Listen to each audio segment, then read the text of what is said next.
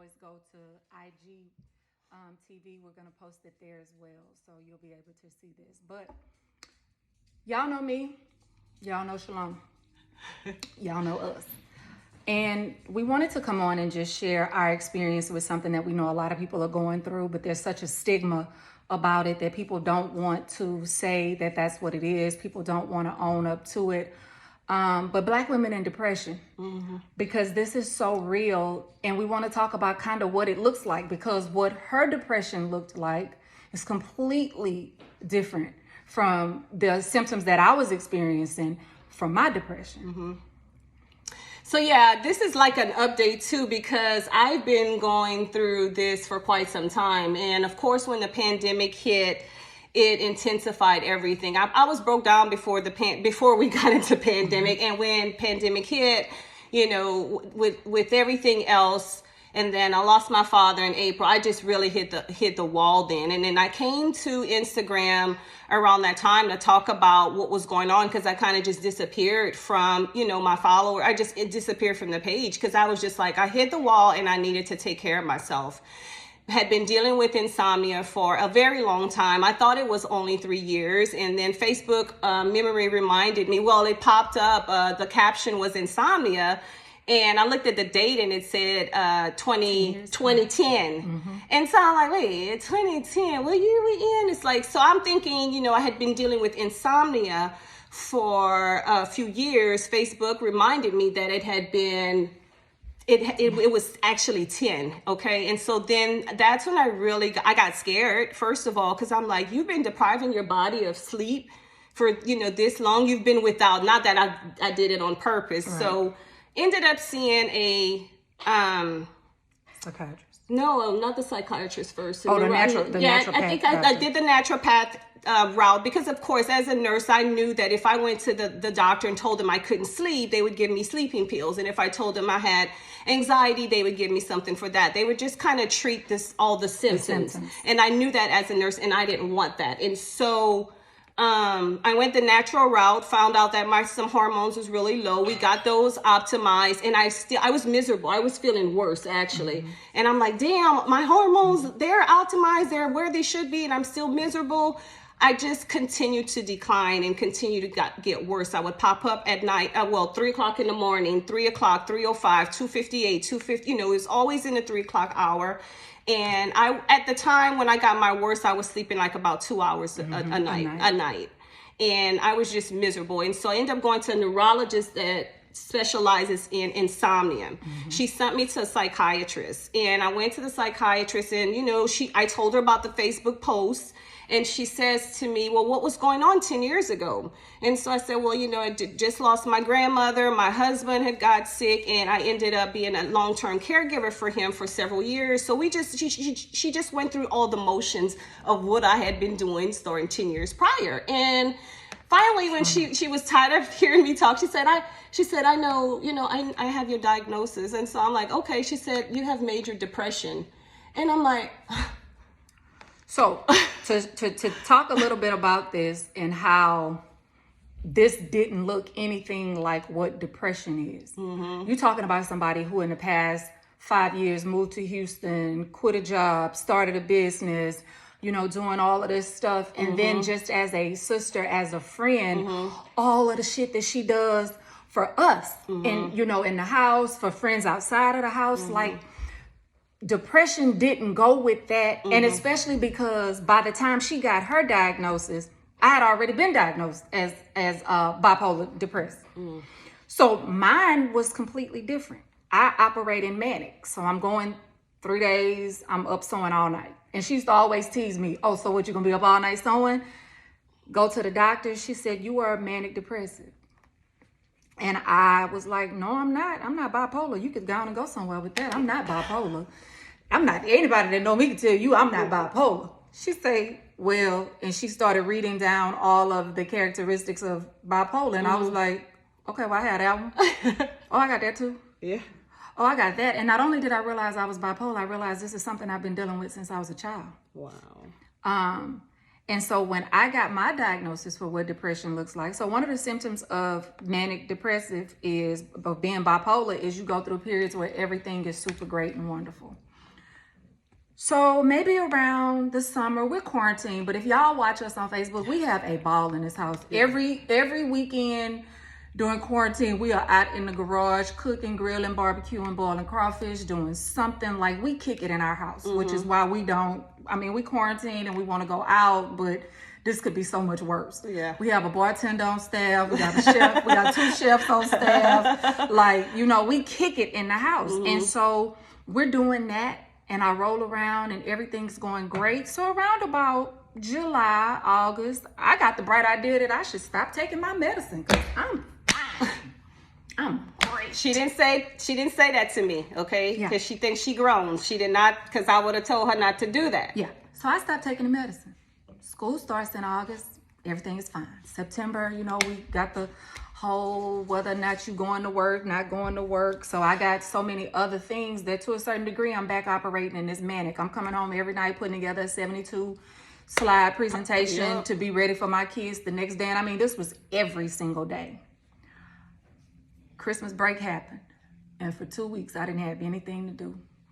And that space took me into what people think depression is. I didn't know that was possible. Back in 2018, I found myself in a suicidal spot and was really contemplating not being here. And I just told her today, I said, compared to what I experienced in January, I would take being suicidal. And any of you that struggle with mental health, that's a hell of a statement. I came home every single day, marched in the door, went upstairs, put my gown on, and got in the bed. It was relative on whether or not I was going to come downstairs to eat. If it was some food already ready, I would fix my plate and take my plate upstairs. Yep. We eat dinner in this house every single day together. For the entire month of January, I did not eat downstairs, not one time. And I went and told my doctor, something is wrong. I need them pills back. And so he had a long discussion with me about, why did you stop taking them? And I'm like, that's the symptom of the disease. That's what you do. But it was I have never felt emotionally, mentally like I felt in January. It was just like I had a cloud on my back and I just I couldn't see the sunshine and I couldn't see nothing. Nothing. And so I started taking my medicine. And to tell you how bad the depression was, my room was an absolute wreck. We have a housekeeper that comes in.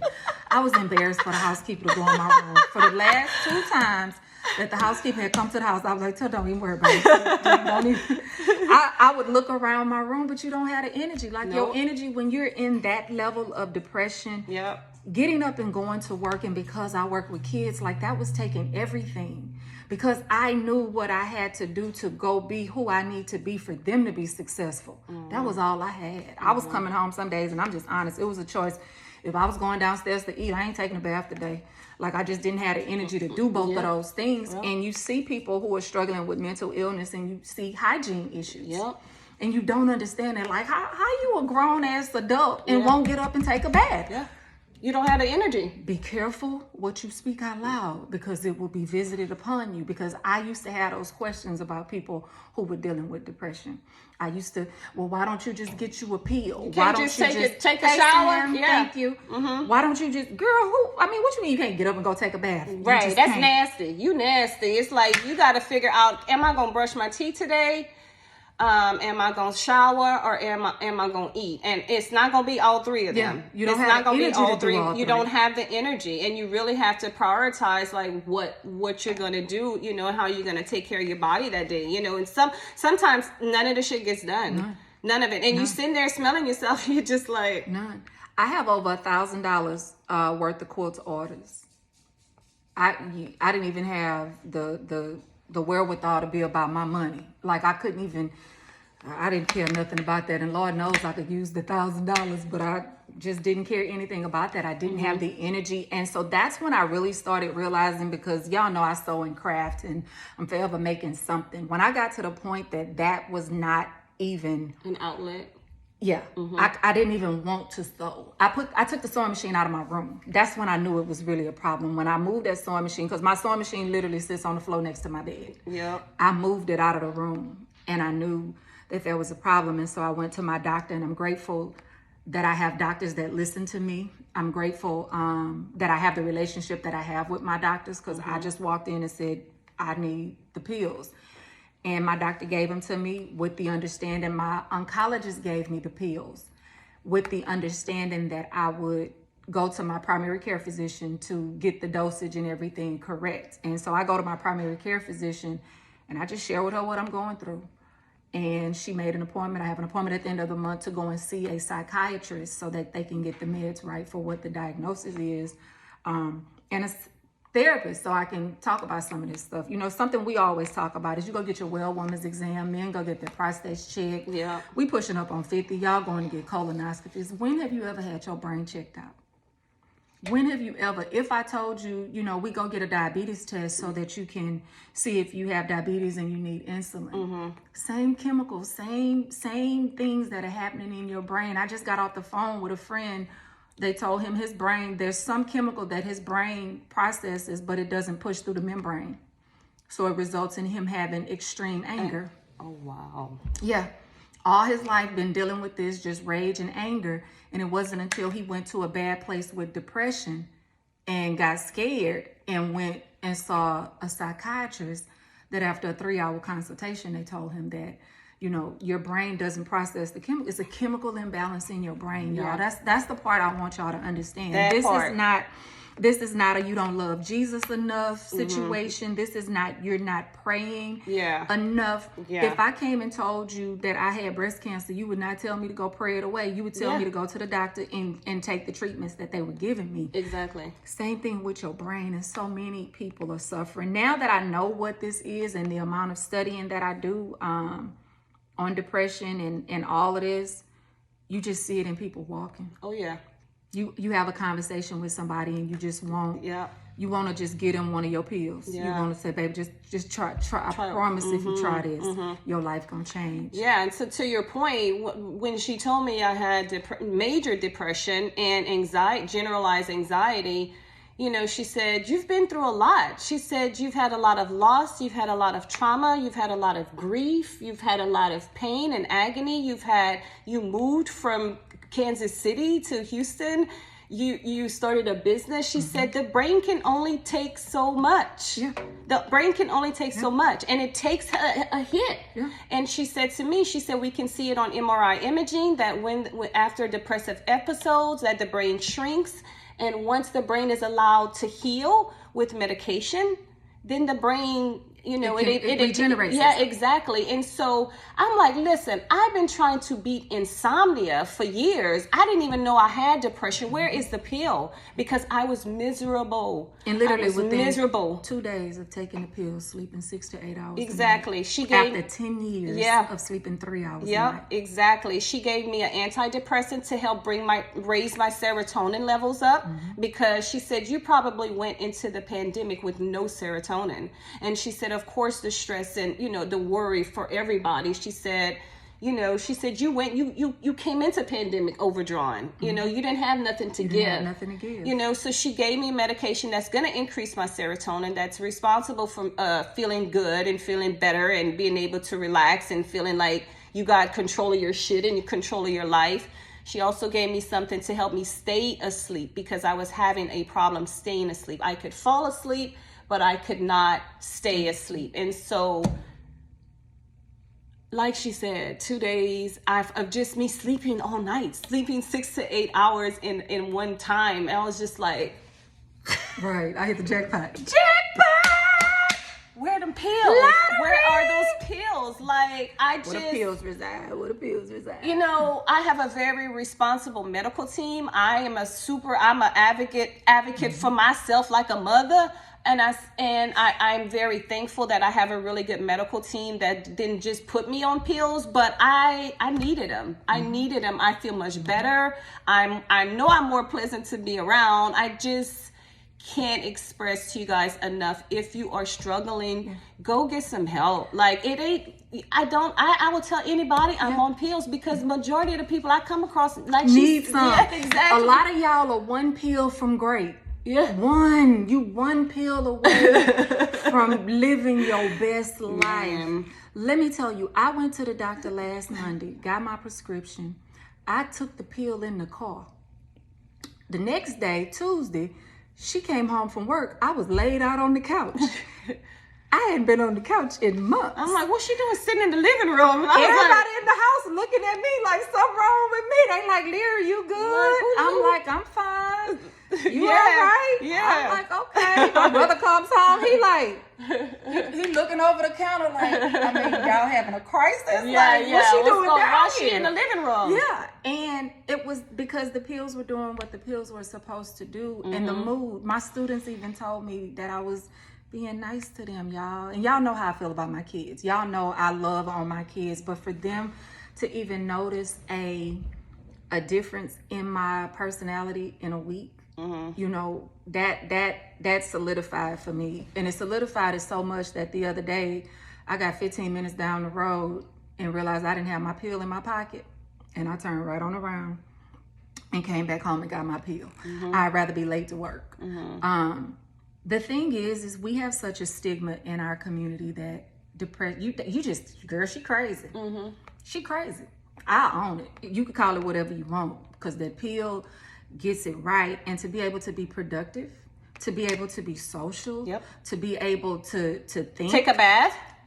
Every day. To take a bath. To be able to bathe to every bathe, day. yeah. To have a want to bathe every day. Yeah. And the energy to carry it out. That's right. Is something that you can't believe. And so a lot of times, you know, as Black people, we love to pray stuff away. Pray and then get up and go take that pill. That's the best advice I can give you. God is leading you to go and get your brain checked out. We get everything else checked out. If I told you I had diabetes, you wouldn't tell me to pray for God to let my sugar go down. Girl, if you don't take that insulin, you wouldn't tell somebody who is on dialysis to stop going to dialysis and just start praying. That's not what we do. But for some reason, when it comes to mental health, that's exactly what we do. And we're not being true and honest to the biology. Yeah. It comes down to straight chemistry and biology. Hey, Maxine. Hey, Quentin. It comes down to straight just chemistry and biology. That's what's going on in your brain. Whatever. I ran my body manic basically for the first 40 years of my life. Just in a manic state with 2 or 3 days of depression, manic state, 2 or 3 days of depression. So I never knew because I was so used to being up here. And y'all know me. Leri about to go get this degree. Leri about to go get this job. Leri supposed to pack up and move here. Leri packing up and moving back. Leri doing this. Leri doing that. I was all over the place, always doing something. And when I stopped and I realized what was going on, I've spent years running my brain on manic. So now it's an imbalance. Yeah. It is completely imbalanced. And I think too, a big misconception about mental illness is we think it's a picture. You know, she don't look like it. She don't look like it. You know, we try to hide so much shit. Yeah, that's the biggest thing. So we live in the house together, and literally, I tell anybody that she saved my life because I knew what she had done for her husband when he passed. And so when I was suicidal, my biggest thing was I didn't want to kill myself in the house because I didn't want her to have to, on top of everything that I know she had been through, I didn't want to compound her issue. And luckily for me, that was the only thing that saved my life was I lived in this house. If I had been living by myself, I don't know what would have happened to me. And I'm being completely honest. We got another little sister here and the same thing. I just kept saying that she's 21. I can't do that to her. It was no thought of my own health. And everybody that I talked to during that time, because during that time, I was going to happy hour every other day with my happy hour partner, making sure I showed up. I was showing up for stuff for everything because I didn't want anybody to notice something was wrong. Yeah.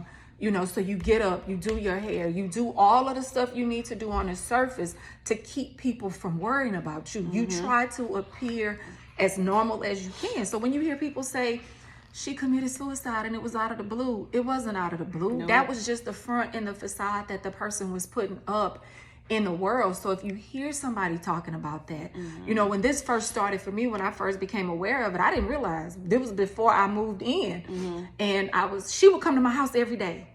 And I literally would just be frustrated. I'd be like, what did she want today? She was just over here for 4 hours yesterday. I just want to sit on your couch. I didn't have no clients. Yeah. And then when we clients. talked about it later, That was a good thing. like, I just would realize, she said I would talk to you and it would just be something in your voice. And I was like, nah, let me go by there and check on Leri.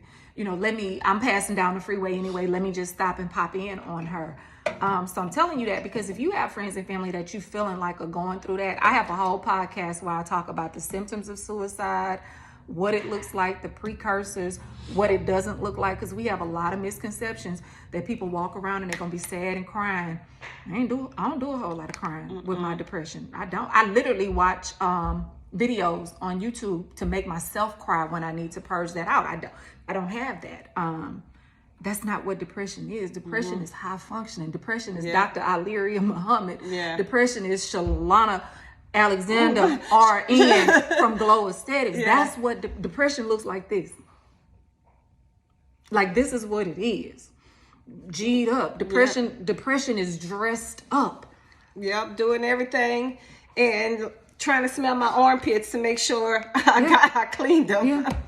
And you don't even realize that you're in it until you're so far in it that there's nothing you can do. And like I said, we both talk about this. I'm grateful that I have great doctors.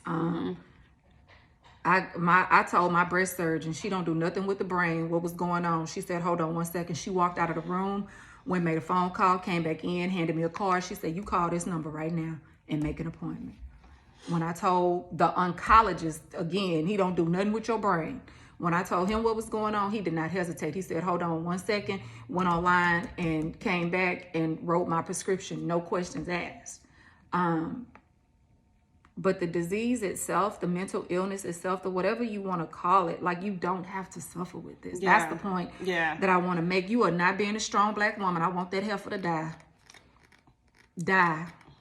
That's not being strong. You cannot, like they said, you can't put your own mask on. You can't help somebody else. And that depression takes you to places you just never thought you would go. And like I said, I was suicidal, and it compared nothing to the depression that I went through in January. Yeah. Nothing.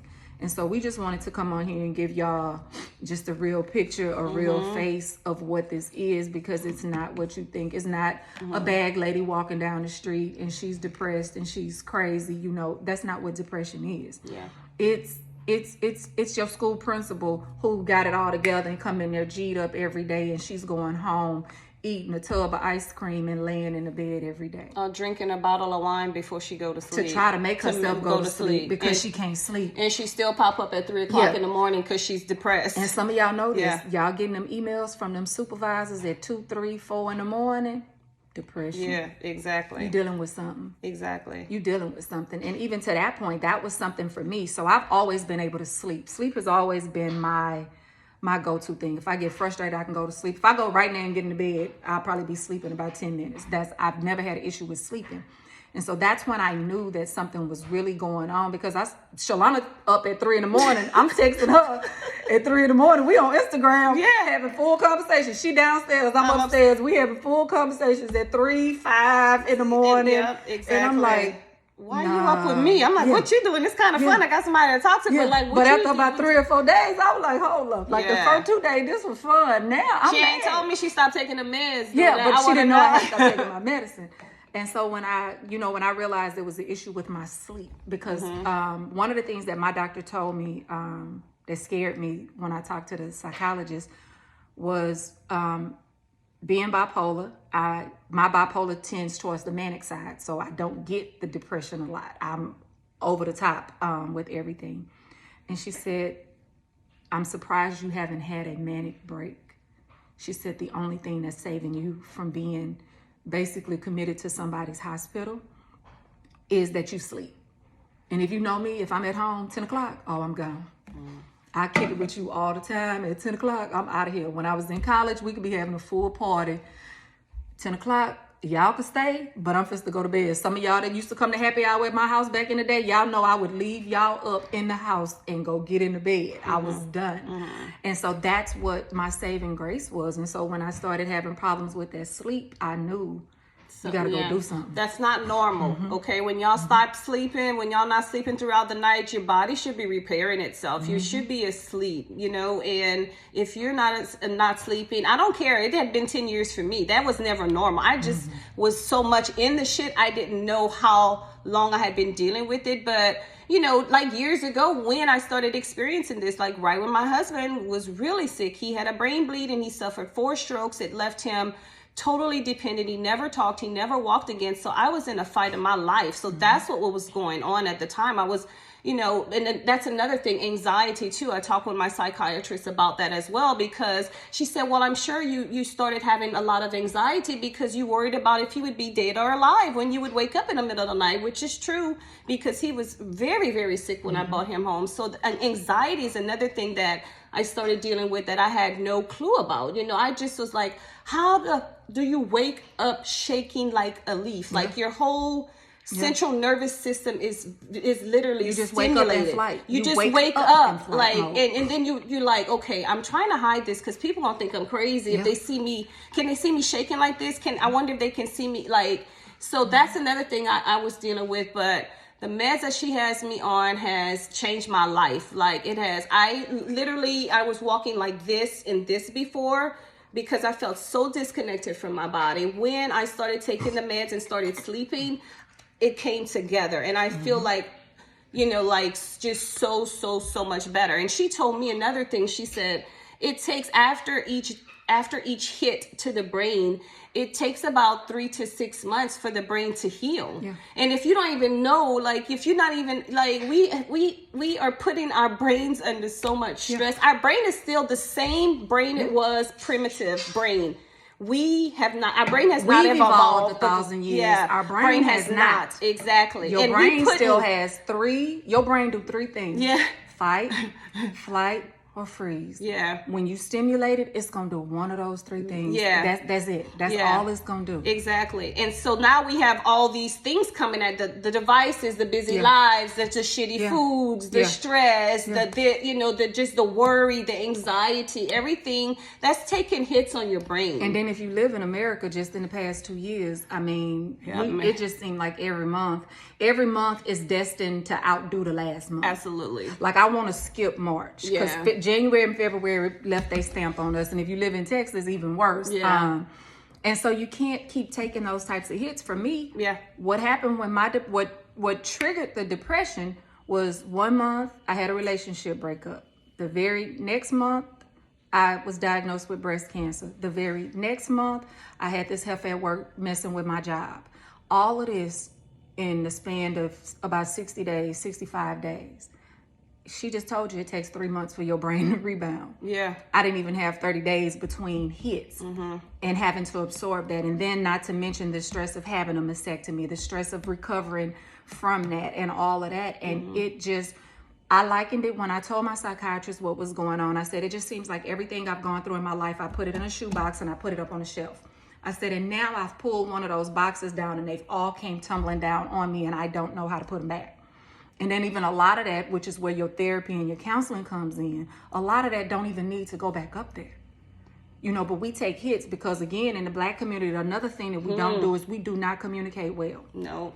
So Shalana does something that make me mad. I just stop talking to Shalana. You didn't resolve the situation. Nope.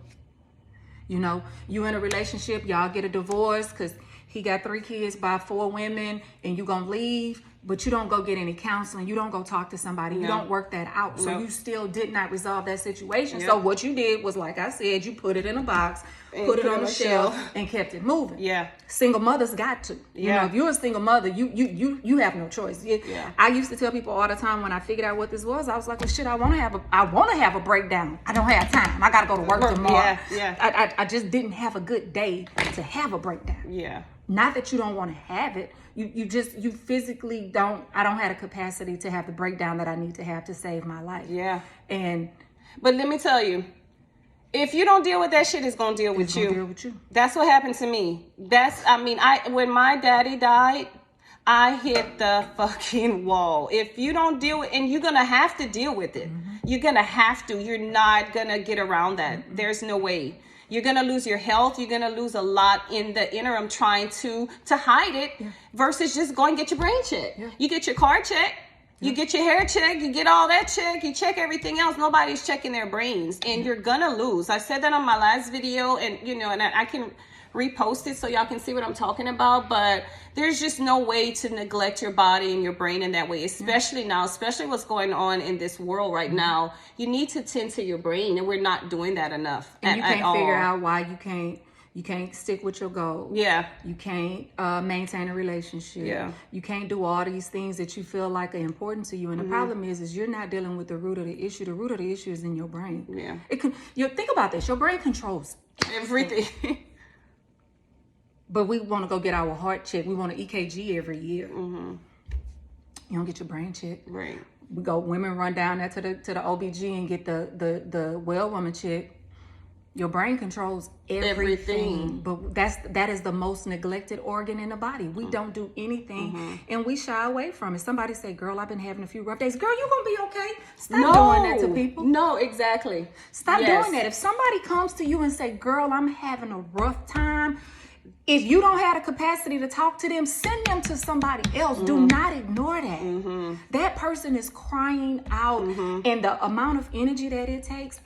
To say that, to admit that you you need help. Because sometimes we just say, we doing fine, girl. How you doing? Fine, thank you, Hey, how you doing? And we blessed and highly favored. Yeah.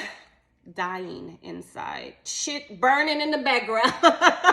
And y'all know everybody that grew up in the church knows somebody like that. Went to church, she was top soldier at the church, everything was fine, but you knew her because she lived next door to you, and you knew them kids was horrible, her husband was beating on her, all kinds of stuff, but she got to the church on Sunday.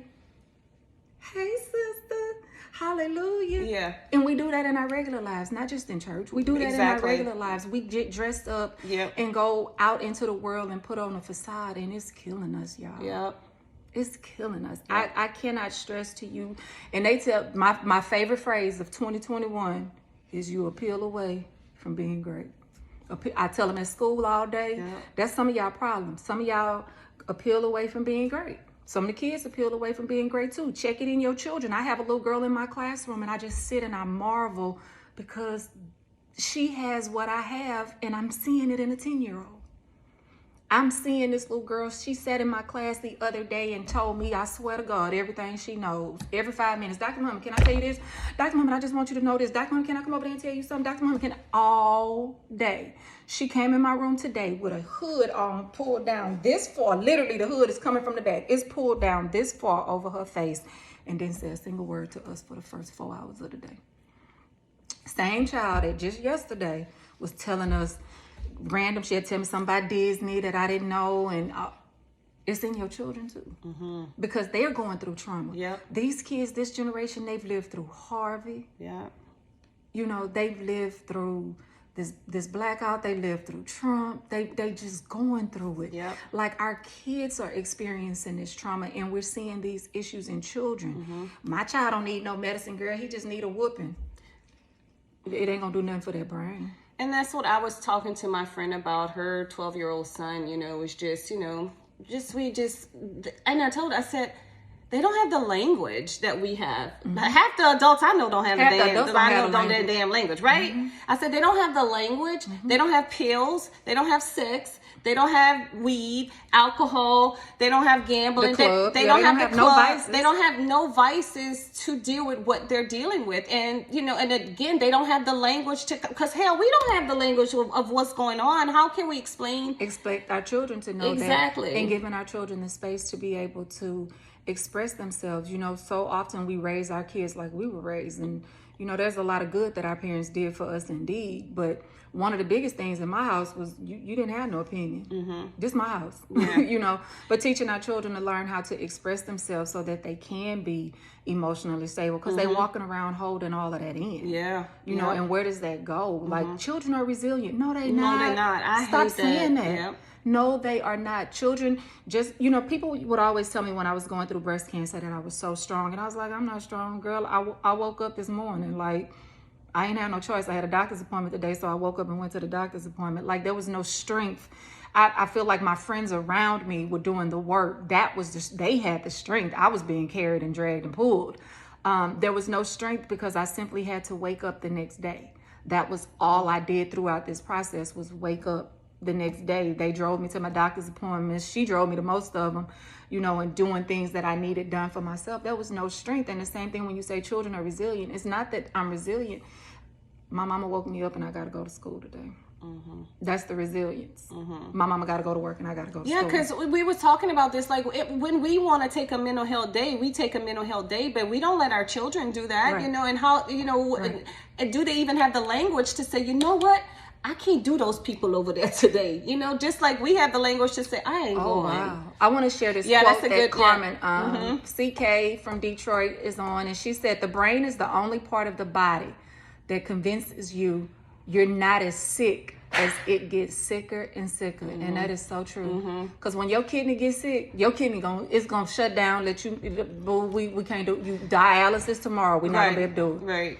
You know, when you have other issues, that part, your liver does not try to convince you that I'm fine. Yes. Your liver don't do that. Yeah, I'm fine. No, it's exactly. gonna stop producing bile. It's gonna Right. stop doing the things that it's supposed to do. The filtration is gonna be horrible. Right. But your brain, Carmen, you are 200% 200% correct on Yep, that. Yep. On That's that. so true. So true. So I guess we're gonna wrap this up. We talked. I think we said we was gonna talk for 15 minutes. We had a lot to say. We had a lot to say, and so yeah, I was thinking about doing this update because I know to my audience, I had not come on and told y'all what was going on and told y'all that I had started an antidepressant and something to help me stay asleep, which is working perfectly fine. And I take them pills every single morning because I'm sleeping all night. I have more energy because I know y'all see me more on Instagram. This is why, because I've been on my pills, okay? Yeah, y'all know I've been cutting up on Facebook for the last 2 weeks. Not that I don't usually cut up, but I've been over there showing out. That's because I was a pill away from being great. Yeah, so we're much stable now, and I wanted to come on and do an update, and she came back from work, and she said, you know what? She said, we should do a live about, you know, mental health and depression and this, that. I said, you know what? I need to give an update anyway. Let's do now. Now. So here we are, came to talk about our 2 cents and our experiences with depression, anxiety, mental health, all of the above, right? And just know that depression is not a picture. Depression is a diagnosis. It's an imbalance in your brain, and you won't know about this imbalance until you go get it checked out. Okay, so go check on yourself. You wouldn't do that. You wouldn't do that to anybody that you love, right? You If I told you I was having headaches every day, you would stay on me until I went to the doctor to go get it checked out. Your head is hurting. Yes, Your head is hurting. yes, yeah, it is. Yeah. Exactly. And the thing is, you know, you see Shalana, you see me. If you feel like you need somebody to talk to because you're just not sure what direction, that's actually what prompted this for me, because a friend sent me a text as I was leaving work and said, yo, I need to talk. And I know how important it is. I'm lucky that I live in the house with people who understand my diagnosis even before she had her own, but understand my diagnosis. So those days that I'm not quite there, they get it. And I have other friends, and if you my friend, I've explained this to you. So when I don't show up for stuff, you don't take it personal. I'm bipolar. It is what it is.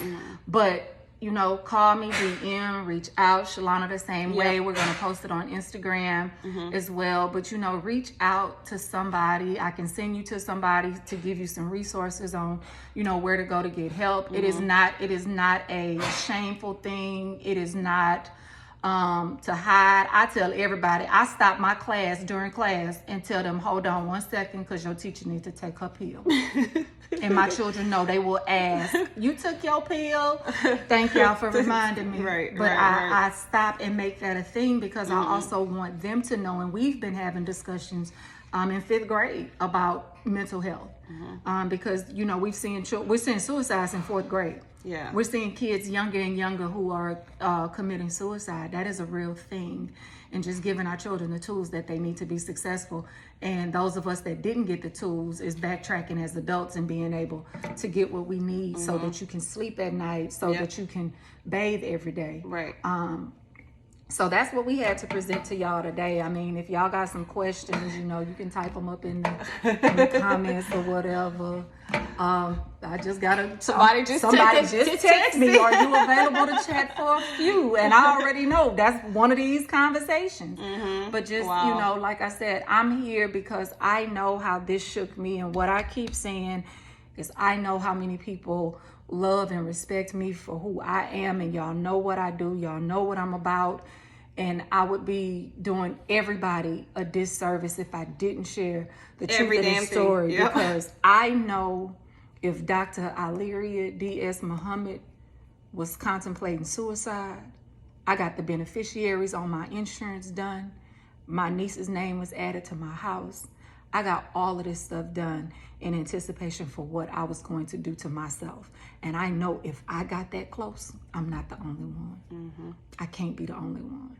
Yep. And so I share this story with any and everybody that will listen to it, because if it saves one life, if it changes one person's day, if one person get the correct meds that they need to be healthy, that's a win. That's a win for everybody. And just getting this message out here. We got heart health. We starting to talk about brain health. Absolutely. And maybe we need to stop calling it mental health. Maybe we need to change what we call it. It's brain health, because that's what it is. Absolutely. It's a chemical imbalance in your brain. So maybe we'll come back and talk to y'all. Maybe we'll call that our series, the brain health series. We'll do that. Exactly. Thanks for tuning in.